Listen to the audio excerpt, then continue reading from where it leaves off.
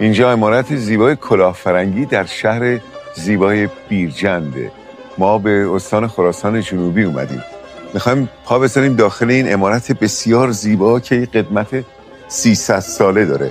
اینجا نه فقط به لحاظ معماری و تاریخ معماری، بلکه اینجا شهریه که پدران علم در اینجا سکنا داشتن. شهر موسیقی، شهر زعفرانه و اتفاقات عجیب و غریب در این شهر افتاده. همراه ما باشید، بیایید داخل عمارت و ببینیم اینجا چه خبره.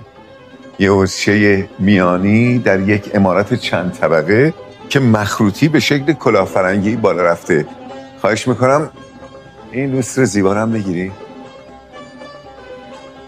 اتفاقات عجیب و غریب در این شهر خواهیم دید، مطمئنم.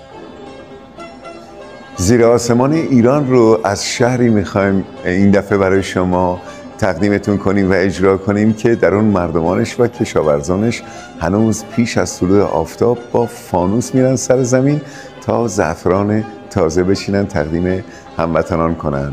همراه ما باشید در زیر آسمان ایران، پنجشنبه و جمعه از 17:30 تا 19.